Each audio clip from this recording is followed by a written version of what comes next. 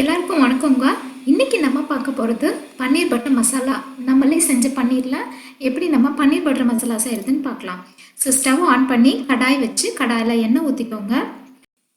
கூடவே 2 spoon பட்டரும் add பண்ணிக்கோங்க.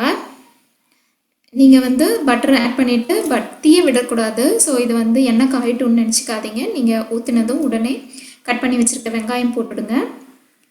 அதோட நீங்கள் உங்களுக்கு காரம் எவ்வளோ காரம் பொறுப்பீங்களோ அந்த அளவுக்கு இஞ்சியும் கட் பண்ணி போட்டுக்கோங்க. வெங்காயம், இஞ்சி, அதுக்கப்புறம் தக்காளி கட் பண்ணி போட்டுக்கோங்க.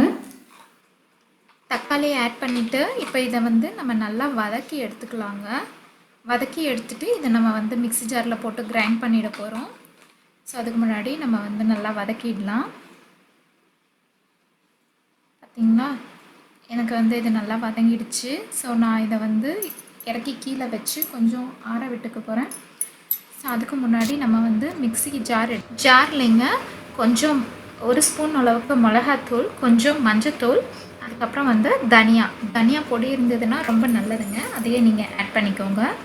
இப்போ இதில் நம்ம வதக்கின வெங்காயம், தக்காளி எல்லாத்தையும் போட்டுடலாம். இதை கிரைண்ட் பண்ணி எடுத்துக்கலாங்க. இப்போ அதே வடச்சட்டியில் கொஞ்சம் 2 ஸ்பூன் பட்டர் போட்டுக்கிட்டு 2 பிரியாணி இலை, 1 பட்டை, அது மட்டும் போதும். ஏன்னா கடைசியில் நம்ம எப்படியுமே கரம் மசாலா ஆட் பண்ண போகிறோம்.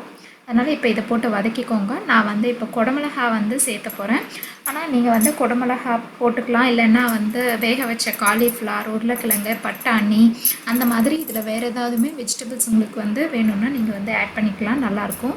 ஸோ நான் இப்போ அரைச்சி எடுத்த வெங்காயம், தக்காளி விடுது, அதை இந்த வதங்கின குடமிளகா கூட சேர்த்து நான் கிளறிக்கிறேன். இப்போ நீங்கள் அந்த விழுது போட்டதுமே உங்களுக்கு தண்ணி வேணும், இல்லைன்னா அது அடி பிடிச்சிருங்க. நீங்கள் அதை போட்டு கிளறிட்டு உங்களுக்கு எந்த அளவுக்கு குழம்பு வேணுமோ அந்த அளவுக்கு நீங்கள் தண்ணி விட்டுக்கோங்க. தண்ணி விட்டுட்டு நல்லா கிளறி விட்டுக்கோங்க. இப்போ அதே மிக்ஸி ஜாரில் 1 கைப்பிடி பொட்டுக்கடலை போட்டுக்கோங்க. 2 கைப்பிடி வறுத்த நடக்கடலை போட்டுக்கோங்க. இது எதுக்கு அப்படின்னா நம்ம குழம்புக்கு க்ரீமி டெக்ஸ்சர் வரக்காக. இதை ஊற வச்சு கேஷ்யூவுமே அரைச்சி ஊற்றுவாங்க. ஸோ இப்போ நம்ம உப்பு போட்டுக்கலாம். உப்பு போட்டுட்டு நம்ம பன்னீர் ஆட் பண்ணிக்க போகிறோம் இப்போது.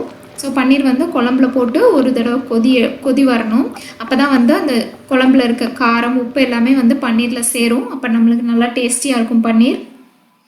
ஸோ பன்னீர் போட்டுட்டு நீங்கள் ஒரு கொதி விட்டுக்கோங்க. ஸோ இப்போ மிக்ஸ் பண்ணிவிடுங்க. அந்த குழம்பு நல்லா பன்னீர் போட்டுட்டு மிக்ஸ் பண்ணிவிடுங்க. கொஞ்சம் குழம்பு கொதிக்கிற நேரத்தில் நம்ம அந்த மிக்சியில் போட்டு வச்சுருக்க கடலையை அரைச்சி எடுத்துக்கலாம். அது இந்த குழம்புக்கு நல்லா க்ரீமி டெக்ஸ்சர் கொடுக்கும். அதை கண்டிப்பாக நீங்கள் செய்யுங்க. இல்லைன்னா கேஷ்யூ இருக்குது அப்படின்னா கேஷ்யூ ஊற வச்சு கேஷ்யூவுமே அரைக்கலாம். இப்போ நான் அதை அரைச்சி எடுத்துட்டேன். தண்ணி கொஞ்சம் எனக்கு வேணும், அதனால் தண்ணியை ஆட் பண்ணிக்கிட்டேன். உங்களுக்கு எந்த அளவுக்கு கன்சிஸ்டன்சி வேணுமோ, குழம்பு மாதிரி வேணும்னா இன்னும் கொஞ்சம் தண்ணியை ஊற்றிக்கலாம். ஸோ நான் அந்த கடலையை அரைச்சி நான் ஆட் பண்ணிட்டேன். ஸோ அதை கலக்கி விட்டதுக்கப்புறமா பார்த்திங்களா குழம்பு கொதிக்குது, அவ்வளோதாங்க. இப்போ கரம் மசாலா ஆட் பண்ணிக்கிறோம். கடைசியில் கரம் மசாலா ஆட் பண்ணிவிட்டு சிம்மில் வச்சு ஒரு 5 நிமிஷம் விட்டுடுங்க. அவ்வளோதான், நம்மளுக்கு குழம்பு ரெடி ஆகிடுச்சு. 5 நிமிஷத்துக்கு அப்புறம் ஆஃப் பண்ணி கீழே இறக்கி வச்சுட்டு கொத்தமல்லி தழை போட்டுட்டு நீங்கள் சப்பாத்திக்கு, பூரிக்கு, தோசைக்கு எதுக்கு சாப்பிட்டாலுமே இந்த குழம்பு அவ்வளோ டேஸ்டியாக இருக்குங்க. நீங்கள் கண்டிப்பாக செஞ்சு பாருங்கள் உங்கள் வீட்டில். இந்த வீடியோ உங்களுக்கு பிடிச்சிருக்குன்னு நினைக்கிறேன். கண்டிப்பாக சப்ஸ்கிரைப் பண்ணுங்கள். ஏதாவது சஜஷன்ஸ் இருந்ததுன்னா அதை கமெண்ட் பண்ணுங்கள். அண்ட் கண்டிப்பாக லைக் பண்ணுங்கள். தேங்க்யூ ஃபார் வாட்சிங்.